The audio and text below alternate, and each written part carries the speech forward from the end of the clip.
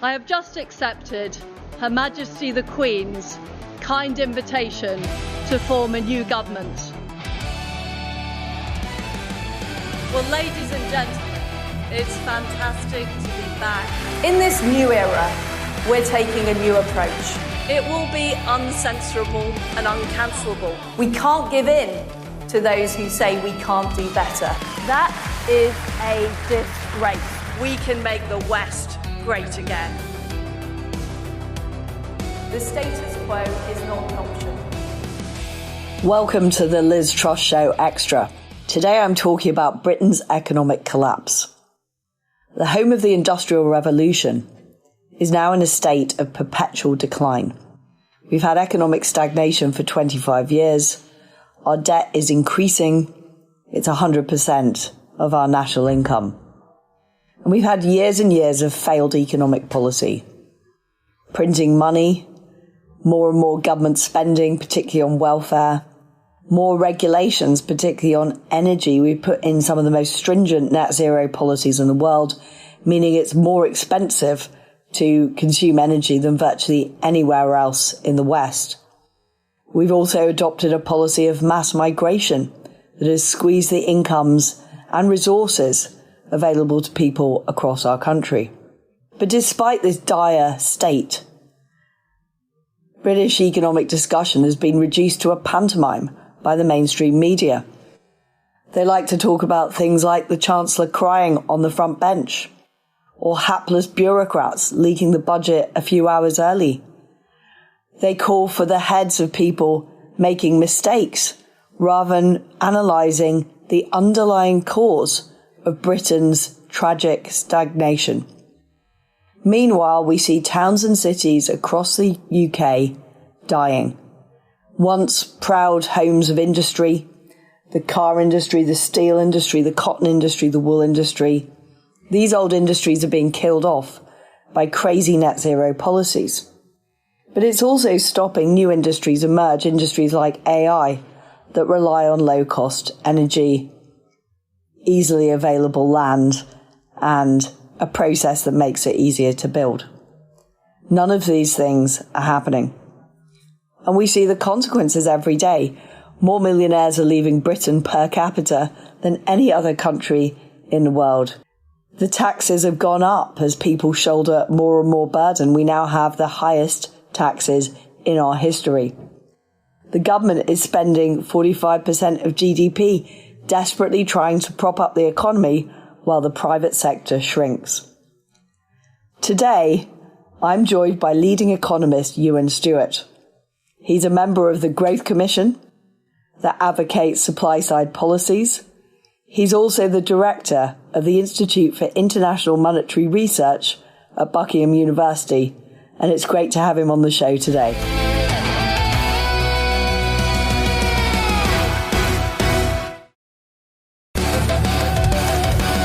Well, I'm very grateful to have Ewen Stewart on the show today talking about the state of Britain's economy.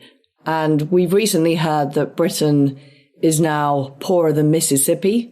We've had some very bad news on unemployment. Growth remains stagnant. And at the turn of the century, Britain was almost catching up with the United States in terms of our GDP per capita. Ewan, what's gone wrong? That's a good question. You know, at the turn of the century, the millennium bells rung, and Britain was a pretty cool place to be, wasn't it? We had some of the lowest taxes in Europe. We had an open economy. The place was really buzzing. And I just looked one generation later, and it's all gone horribly wrong, as you say. And it's actually death by 100 cuts, more than 100 cuts, 1,000 cuts. And this has been happening consistently over the last 20 or 30 years. We've now reached a tipping point. And instead of Britain being one of the most vibrant places in the world, it's in not just structural decline, but very steep decline. And it's entirely self-inflicted. What I think has happened in a nutshell are three things. The major thing is the government do not trust the people. They've regulated, they've micromanaged, they've taxed, and eventually the people have said enough. And we've swapped a vibrant private sector for a very inefficient public sector. In a nutshell, I think that's the problem. I mean, one of the key issues is just the sheer cost of energy in Britain. I think people will be surprised to hear it's some of the highest energy costs in the world, despite the fact that we have an oil and gas industry, despite the fact that Britain is ripe for fracking. We could be energy self-sufficient if we fracked, but that has been banned in Britain. How big a factor do you think energy is? Energy is the base of all society. Whether you're a service economy or a manufacturing economy, you need power, very obviously, for things to take over. And what is extraordinary is this was the birth, the cradle of the very industrial revolution. And we, in our wisdom, have tossed that away. We are sitting on a bed of carbon. The North Sea might be mature, but there's still substantial assets that could be drilled there. We still have substantial gas assets. And as you say, Liz, we have the potential to frack. Our government, not just the current government, but the previous governments, have denied that opportunity.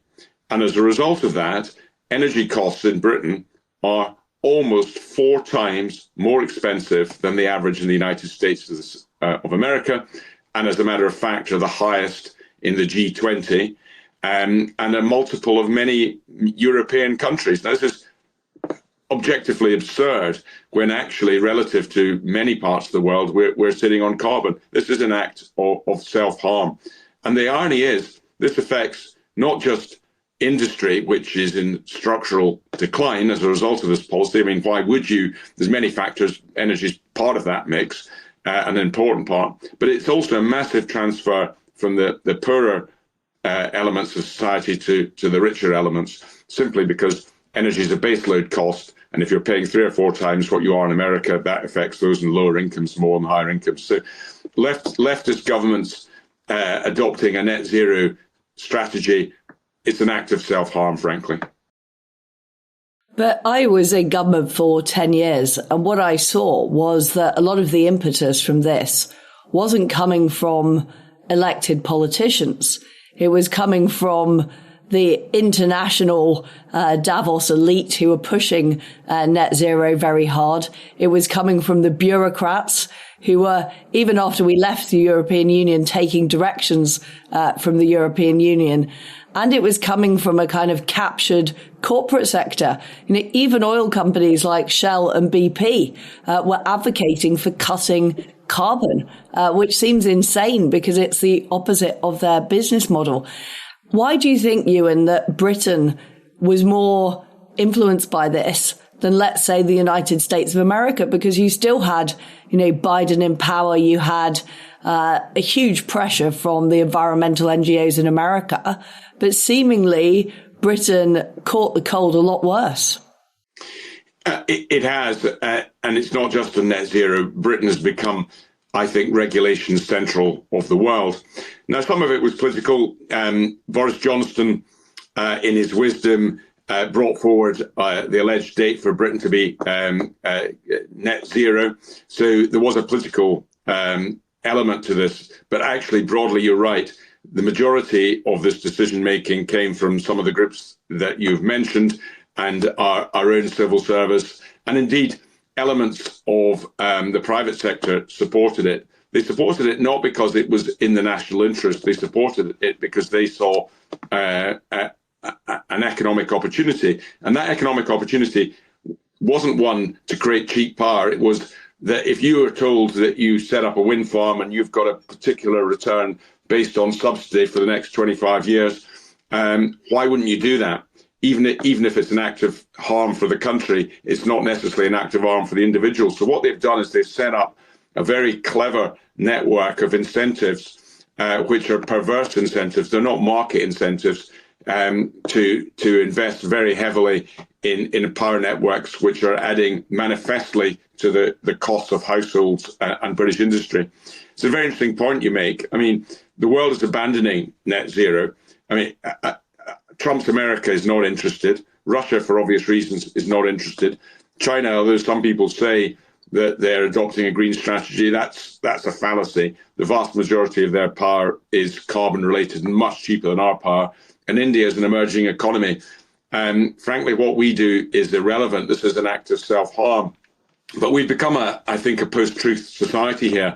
We've become a virtue signaling society based on what is a highly liberal elite seem to think is the morally virtuous thing to do, even if it's damaging our own self-interest very greatly. But in the case of net zero, this is insane because no one else is following this. Not even Europe is adopting the policy as vigorously as we are.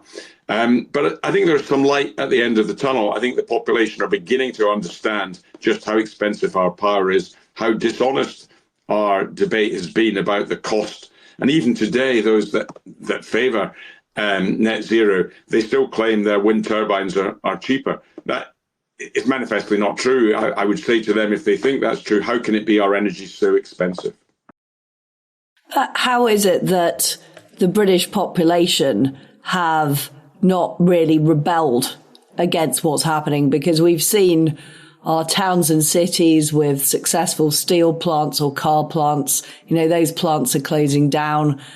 We've seen people's domestic bills getting more expensive, pubs struggling to survive because their energy bills are, sky high.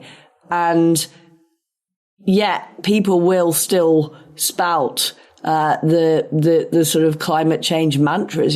People are afraid to speak out, it seems, against this orthodoxy. Yeah, I think Britain's been a much more controlled society than many of us appreciated, myself included. I thought we had unfettered freedom of speech in this country, but it's pretty clear that is not the case, actually. You're allowed to debate within very narrow confines.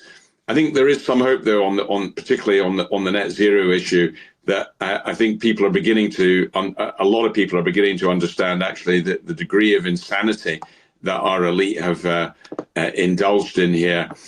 So I think we are beginning to get the message out, but within the groupthink, we're a long way from winning that battle. I do note that both Kenny Badenoch's Conservative Party and the Reform Party now have been quite clear that the Climate Change Committee will be abolished, and that's a step in the right direction. But to your wider point, I think we've been so dominated by the groupthink of leftist institutions, the BBC and others, who have dominated the debate. They've told us that our power is cheap when it manifestly isn't. And if you continue repeating something that is manifestly untrue, you've got to look in a lot of detail to work out that that's what they're saying isn't actually accurate. But I think actually the veil's now been lifted and more people are realising this is an act of enormous self-harm. So I think we've got an opportunity. And as well as the net zero ideology, we've also seen Keynesianism come back into fashion. We went through this period in the 80s of supply side economics, of monetarism, but it was never openly debated. The fact that those monetary targets were then removed from the Bank of England's economic models, that the whole approach of supply side economics was essentially abandoned by the Treasury. I don't think they liked it very much in the first place. And Keynesian ideology was embedded into these institutions, and also these institutions were given much more power over areas like forecasting, over areas like decisions on printing money. So we've had a Keynesian consensus, which I don't just think is the case in Britain. I think it's also the case in the United States, in the international institutions like the IMF and the World Bank. So we've had a whole economic orthodoxy that has prioritized completely the wrong thing. I think you're right. I mean, we started off talking about net zero and how there had been, until recently, a very poor debate about that. There's been an even worse debate on monetary policy. Arguably, the most powerful people in this land is not the Prime Minister. It actually is the Governor of the Bank of England, who, of course, is unelected. What has happened over the last, since the global financial crisis, really, is no debate whatsoever about the most potent policy that there has been in the UK, and that policy was massive quantitative easing. and I would say monetary suppression with interest rates at near zero over the last 15 years. No debate about that whatsoever. Now, particularly after the lockdown, the Bank of England printed a lot of money, so people were on furlough. The money supply increased dramatically, and directly as a result of that, we had a high bout of inflation. That is absolutely owned by the Bank of England. They don't see it that way. They blame the war in Ukraine. They blame supply-side issues. But if you actually look at the hard data, inflation was picking up and above 6% before Putin invaded Ukraine. So it's nothing or very little to do with that. It's entirely to do with their quantitative easing program and the growth in the money supply. And we're all paying a very, very high price for that. And there's been no scrutiny. What is extraordinary, though, is that the Bank of England barely look at the growth in broad money. They all argued after lockdown that there was going to be deflation. You can check with their statements from the governor downwards. Most of them, and including the Fed in America, they argued that there was going to be deflation. It was pretty obvious after such an expansion of the money supply, the opposite was going to happen. And that's exactly what has happened. And they have lacked all accountability. And I think that is one of the principal tragedies. I think you talk about Keynesianism. You're right. That has become the dominant ideology at the central bank, at the Treasury, and in our universities. There are many, many competing theories, of which monetarism is a major one. Austrian economics is another. And both monetarism and Austrian ideas lead to a much more liberal and free market society, and a more prosperous one, and one actually that targets inflation sensibly. So actually wealth is not destroyed because, as you know and I know, inflation is one of the most corrosive factors that any economy can have.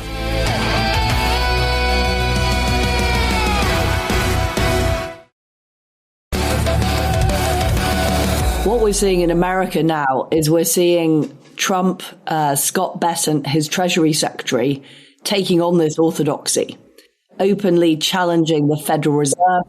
A new Federal Reserve governor is about to be appointed.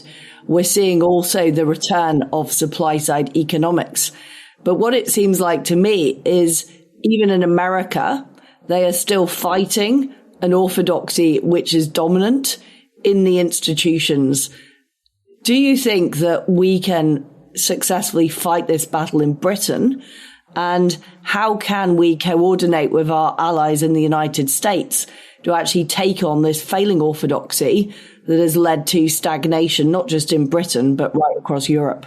Well, I mean, there's a number of points there. The first is the record of our central bankers and the OBR in particular has been absolutely lamentable. If you contrast their forecasts over many years, they have been consistently far too optimistic on inflation, far too optimistic on growth, and far too optimistic that the fiscal deficit will evaporate. In each case, the numbers have been very manifestly worse than they have forecast. Their forecasts have just been extremely poor, and that's despite the OBR spending about 50 million is a lot to spend on economic forecasting, and the record is shocking. There is some hope, though. You will well know in the 1980s, the orthodoxy was a monetarist orthodoxy, and what we did see over that period was pretty rapid growth. We saw largely, not totally, inflation brought under control.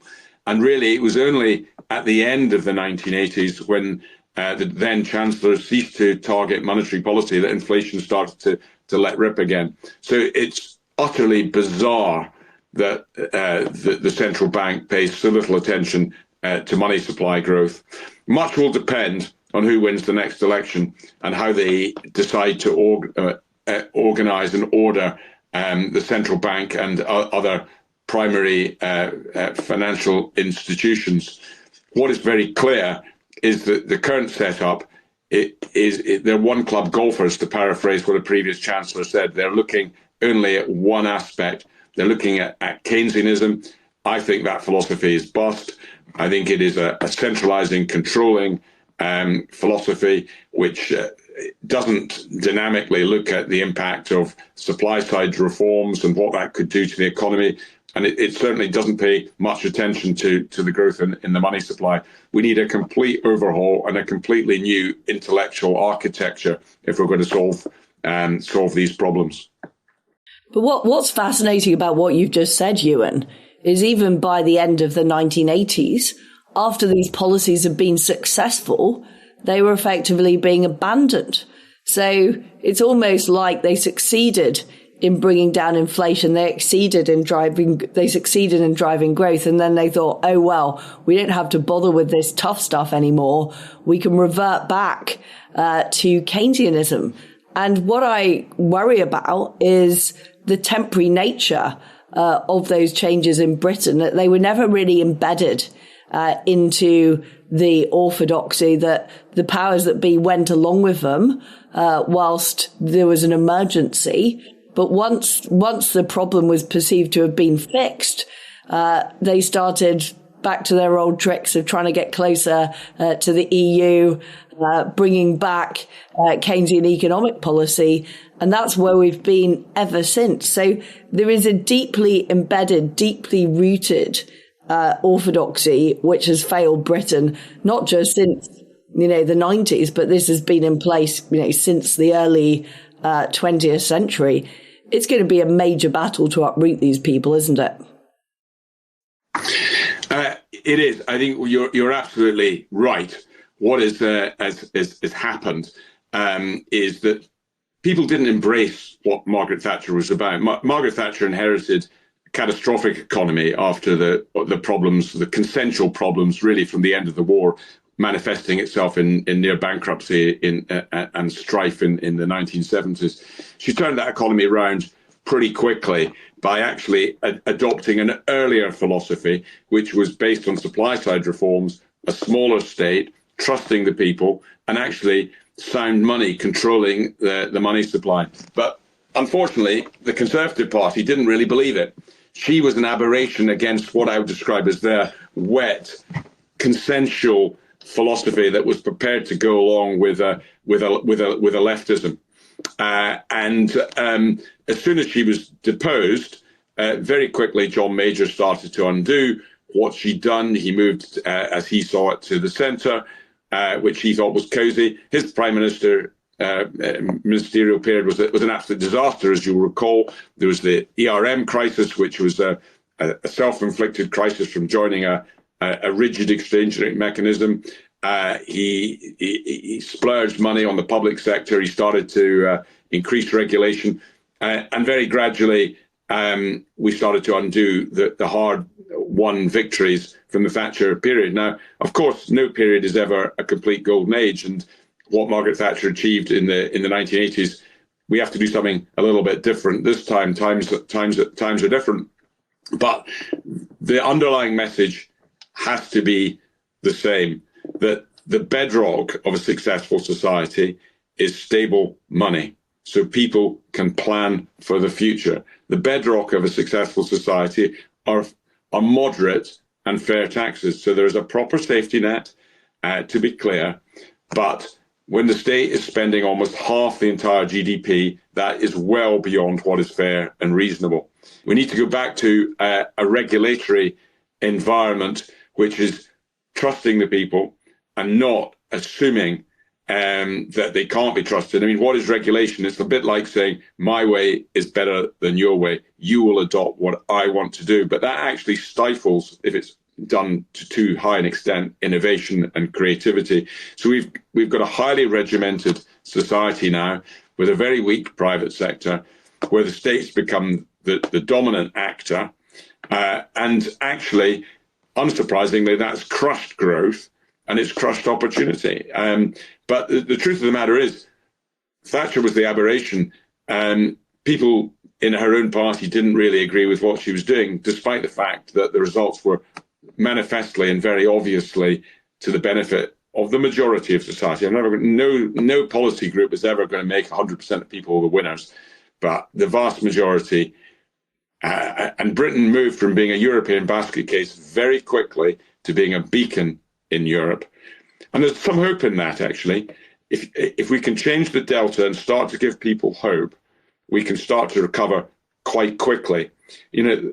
Most of Europe is in structural decline, very, very obviously so. France's problems are probably even greater than ours. Germany is indulging in self-harm. If we start to offer a better environment than Europe, capital will start to flow again and we'll recover. We've got to break this doom loop, and it can be done quite quickly. Thatcher showed in the 80s, within 4 or 5 years, the place was obviously more optimistic. We can't solve the 30 years decline overnight, but what we can do quite quickly is to make people start to feel better about this place. That will give them an optimism and we'll start to grow the cake again. That's what I think we should be doing.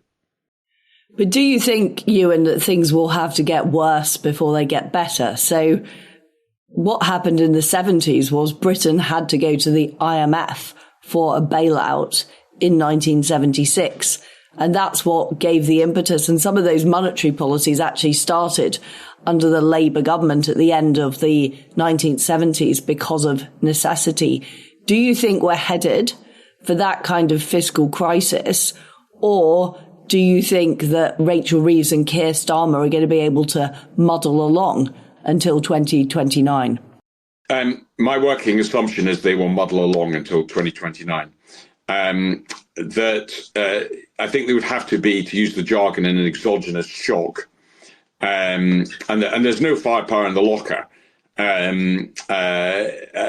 But we're running a 160 billion deficit. That's about 5% of GDP. It's far, far too high. But I think that the Treasury and Bank of England can probably keep that show on the road. My working assumptions is there'll be almost no growth. There'll be the odd quarter, things are up slightly, but generally we'll be bumping along around zero. We've seen the unemployment numbers picking up. I expect them to pick up a bit further. So I think this is a miserable background, but one that the next government's going to inherit. I think they should not bank on there being an IMF-style bailout beforehand. I think probably the Treasury can muddle a way through that and possibly increase taxes yet more if they had to do so, which of course would be counterproductive.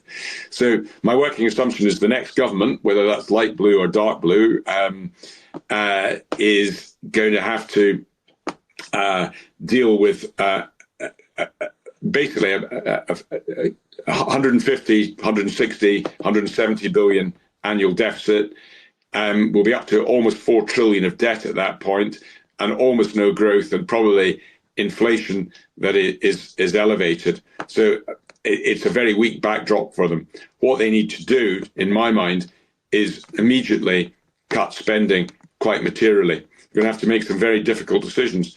But even on the OBR's own numbers, spending will be up by £300 billion in real terms compared with when Boris Johnson became Prime Minister.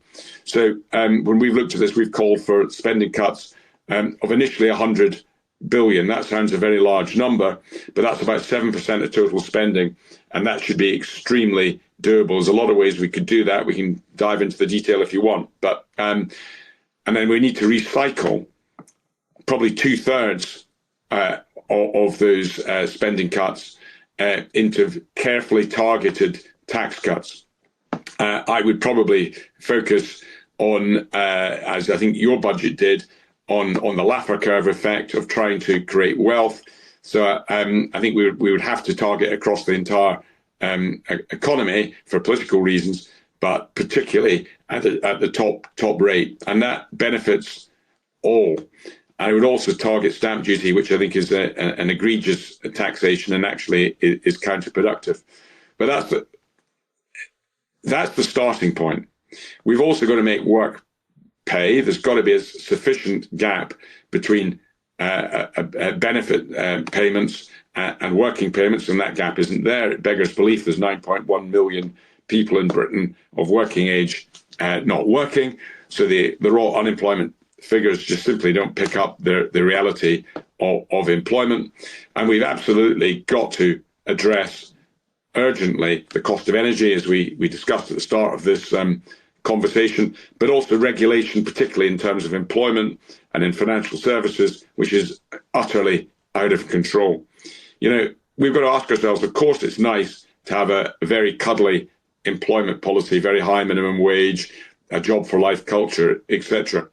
But you've got to ask yourself, is that actually effective? Does that make us better in as a group in the long term? And the answer has to be no. Just look at the contrast between ourselves and the United States. 25 years ago, Britain and America was $5,000 a head richer. It's $25,000 a head richer now. There's a reason for that.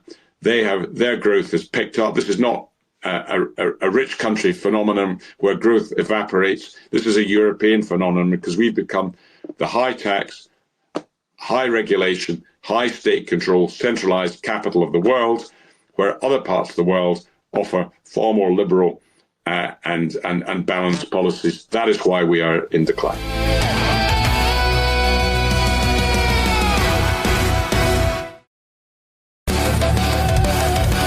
It's ironic, isn't it, when British people voted to leave the European Union, they voted to leave that way of thinking, that in fact Britain has doubled down on it. We have some of the worst controls on free speech. We have some of the worst regulations. We have the most centralized approach. And that is why we are, along with France, leading the way in having an absolute economic crisis.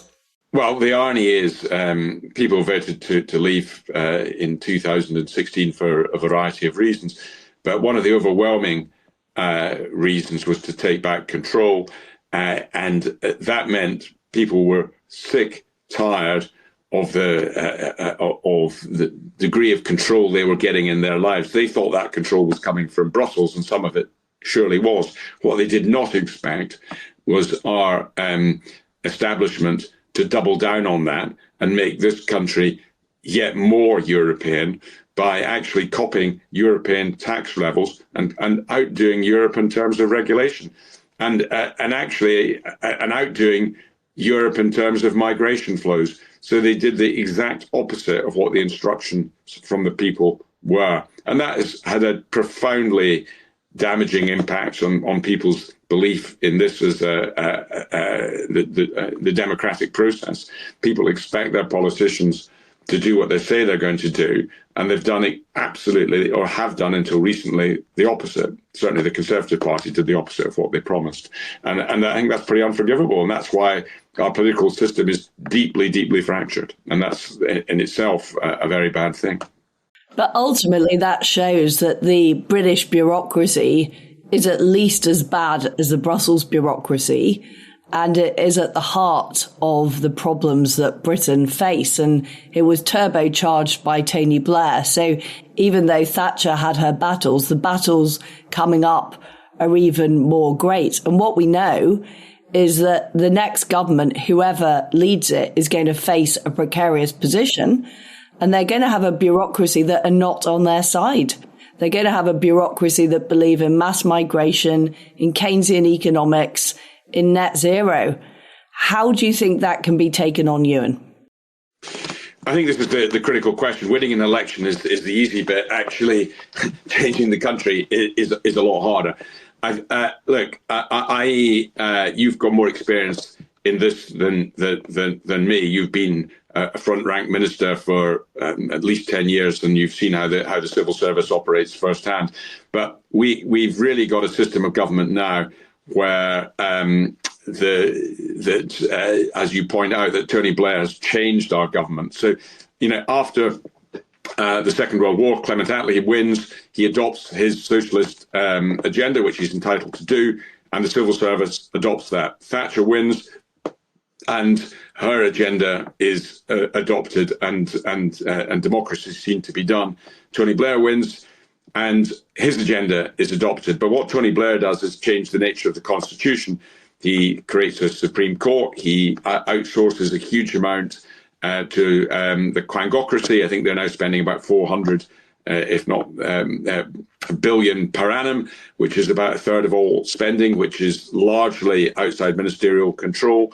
And there's a civil service, which and academia, by and large, which is managerial. It's centre left in its philosophy, We saw how it reacted to Brexit, for example. We've seen how zealous they've been about net zero. So they have a mindset, and it will be very interesting to see if they tolerate, should a right wing or a centre right wing government win, if they actually enact their will. I would have my doubts, and I think one of the first things a new government has got to do is to deal with the architecture. They don't want to spend half their time in court against nefarious legal action on X, Y, and Z, and they've got to control the central bank, make sure that they actually change their Keynesian ways and look at monetarist and free market ideas much more closely. And we've got to go about winning the moral high ground and explaining clearly what we're about, why this works, just the scale of the problem. The population are beginning to see the degree of failure. They can feel it when they go on holiday. They can see that they're being priced out of X, Y, and Z. They can see the change round about them, and in many cases, they can see the state of the high street. They can see things that are not working, and there's a reason they're not working, because this managerial elite have strangled the life out of the country, and we need to break that. But it's as much about institutional reform as it is about policy ideas. And if the next government doesn't get that, they're going to probably hit the rocks, unfortunately. Well, absolutely right, Euan, and thank you very much for joining me on the Liz Truss Show. It's been great to have you on. Wishing you a very happy Christmas. You too, Liz. Thank you. It's been a great pleasure. Thank you very much indeed. It's great to have had Euan on the show and to be talking about the truly breathtaking collapse of the British economy and how we got in this miserable state. I grew up in what used to be industrial Britain, in places like Paisley and Leeds, which were once proud industrial towns and cities. In the cotton industry, in the wool industry, you can still see the vestiges of that great history. But what's happened is we've squandered our industry. We've squandered it through years and years of mismanagement, too much state intervention, too much following fashionable policies like net zero and DEI, not focusing on what's important, not providing the infrastructure and the sound money that enables business to thrive, and instead tying them up with regulations, allying with the EU, which is a regulatory powerhouse rather than being an industrial powerhouse. It's a cautionary tale of what happens when there is too much state intervention, too much following fashionable thinking, and not enough focus on making costs low, making industry efficient, and being competitive with the rest of the world. The only way we're going to get out of this is not by just having the right policies, and of course those are important, the supply side policies, the monetary policies that Euan and I talked about. We also need to be prepared to take on the institutions. I tried to do this in 2022 when I put forward the mini budget, which was full of supply side measures, getting on with fracking, cutting taxes that were above the Laffer curve. But I found that the institutions were prepared to sabotage what I was doing and undermine my policies because of their sheer power, both in controlling the financial levers, but also with the mainstream media. That's why the next time this happens, and there will be a new government in 2029, they have to have a plan to dismantle the power that is currently held by these institutions and instead make sure it's by democratically accountable politicians, but ultimately by the businesses that will power Britain's economy. If we don't do this, our country will be finished.